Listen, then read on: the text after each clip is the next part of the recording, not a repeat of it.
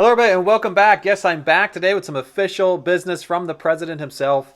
President Biden has signed the PPP Extension Act of 2021.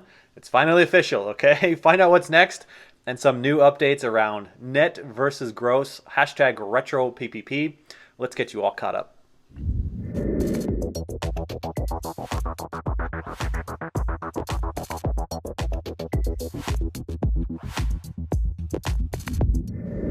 Hello, everybody, and welcome back. I'm Edward Bilder. To all my loyal subscribers out there, welcome back to another video. And if you're joining us for the first time today, welcome. Consider becoming a subscriber. I'm going to dive straight into PPP. It seems to be the headliner for today because President Biden has officially signed the PPP Extension Act of 2021. For everybody out there wondering what that is, that will extend the application deadline from March 31st to May 31st. It is officially on. So all of these banks out there and on the SBA's website will soon reflect that the new deadline extension is May 31st. That is fantastic news. This will also bring an additional 30 days of processing payments behind the scenes. So to everybody listening and viewing right now, in the past, banks used to shut down early as they approached the deadline 5 to 10 days in advance based on all that secondary processing at the SBA, and that is no longer the case. Banks can now be eligible to take applications right up to May 31st because behind the scenes, the SBA will be allowed to authorize these applications and approve them behind the scenes all the way up until June 30th. That is super news because it may not leave anybody in limbo this time where an application was just basically left on the desk and walked away from the previous years. Now, if you are a Schedule C filer, it is very important that you listen to me, because there are two forms out there, two forms. One uses gross and the other uses net. You as a Schedule C filer are now eligible to use gross income. This was announced and took effect on March 3rd. So you do not want to make the mistake by using net and getting a much smaller amount on your loan. This is a forgivable free loan that turns into forgivable free money, and there's no credit check here. It's a real lifeline for small businesses. Now, I receive around about 800 messages a day on YouTube and on my Instagram of people telling me the difference in loan amount, and so I just went through them and averaged them up. This is a difference. It's averaging at about $10,000 difference from the loan amount of net versus gross. That is a huge number. You don't want to miss out on $10,000. So you're going to want to do one thing, and it's important. Make sure you ask the bank which form they're using. They may not tell you. You might just go and say, hey, I'd like to apply for a PPP, not knowing that if it's a fintech, they may still be set up in net and not officially in gross. And you may find yourself applying for a loan value that's very small, wondering why it's so small. You might want to check with that lender to make sure that they are using gross. Now we're going to talk about some more steps on what you could do if you are in the net and you want to get switched over to gross, so stay tuned. So this deadline extension is pretty major. It will bring many opportunities to many of the viewers of this channel. If you haven't already done so and you haven't applied for PPP draw number 1, follow my 4-step right here. It's 4 steps to PPP. It walks you through the loan application process. It's fairly simple to get this done, and with a fintech, you can get this done in about 5 minutes if you're a Schedule C filer. So super fast and convenient. Also, if you reach out to a local credit union, they can get this process done for you within 3 to 7 business days is what they're averaging right now. Also super fast. So with this new deadline extension, this could potentially open up the availability for those members out there who currently are sitting with a net application open. It has not yet been processed by the SBA, but it's sitting as a net application, and it may allow time for you to get that transferred into a gross application. And remember, it's a difference of about $10,000 on average. So do yourself the favor and run the math and see what the difference is, and then make that decision for yourself as to whether or not you would like to try and get this done. Because in some cases, it can be a little bit of a risky process. Now, it can be an easy process as well, and it could start by simply making a phone call out to your local credit union or out to your local fintech of wherever you applied for this program, because they may be able to make this change for you right over the phone, switching you from net to gross. It is fairly simple in some cases. Now, in other circumstances, this could be rather complex and risky depending on if there is an ETRAN number assigned to your current application. An ETRAN number essentially prevents two applications from being processed at the SBA. It is triggered by the lender, and you need that lender to reverse it and release that ETRAN number so that if you go and apply with that lender again or with a different lender who will allow you to switch from net to gross, you will need that number released. So that could take some time. It could take anywhere from 2 to 3 weeks time, depending on how fast that lender is, depending on how bogged down that lender is.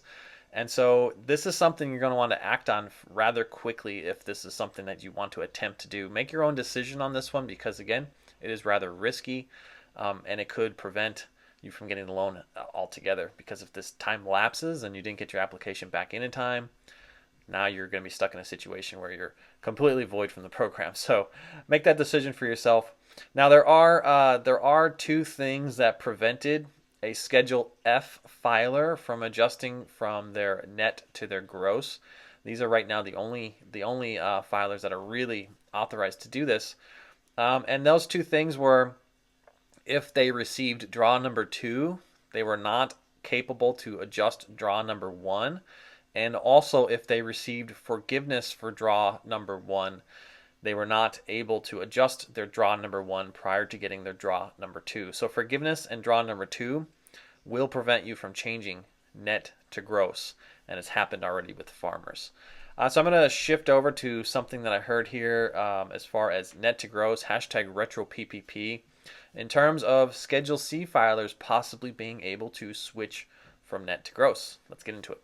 Haven't already done so, you can support the channel by tapping the old like button. Every time you touch the like button, YouTube recommends this video to more and more people. It really helps me out here on the channel. You can also share me on your Facebook or your Twitter.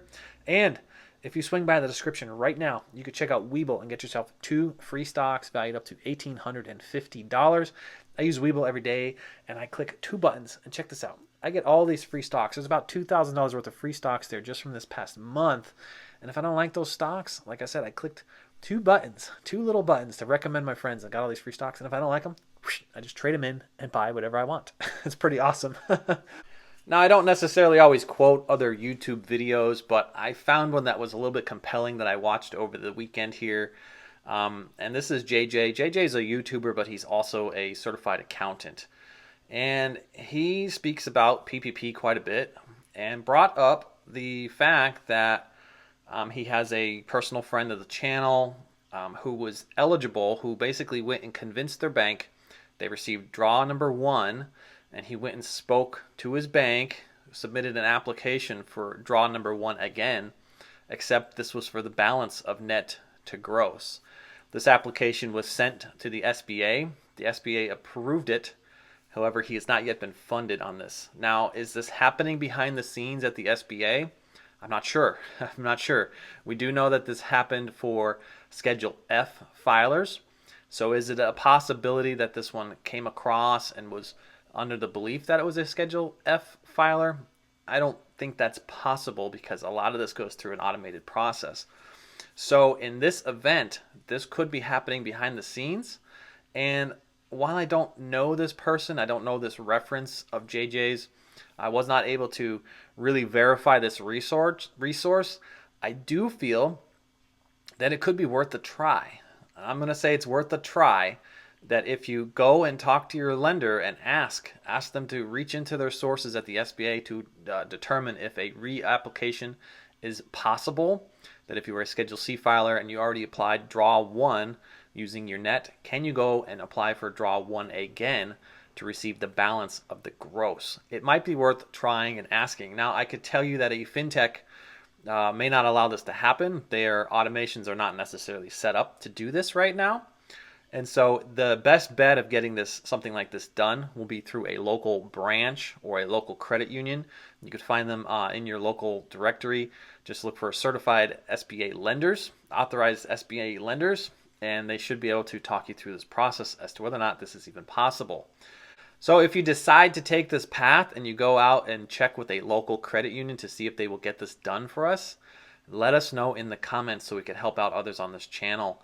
If this is happening behind the scenes at the SBA and a local credit union can get this done, this could benefit thousands and thousands of people that tune into this channel each and every day. So let us know in the comments what your experience was. Go out and reach out to a local credit union. This is if you applied for Draw 1 in net and you're asking them to apply for Draw 1 a second time, only using the balance up to your gross, up from your net to your gross. Let us know in the comments what your experience was. Thank you so much. Remember, I'm always looking for new partners and investors in my B&Bs and short-term rentals. You can find me on Instagram if you'd like to talk more about this. And leaving a comment will enroll you into my next giveaway, because if you are a subscriber and you leave a comment, when I hit 20,000 subscribers, I am picking a random comment to send $500 to some lucky viewer. So take some of the stimulus money and get out there and change your future, okay? Potentially start a business, right? Go out there and invest in platforms like Webull, BlockFi. You can find them all in the description. If you need further assistance outside of my free content found here on YouTube, you could schedule me pinned in the top comment for a one-on-one consultation. That's going to do it for today, folks. I thank you all again, and I'll catch you on the next one. Bye for now.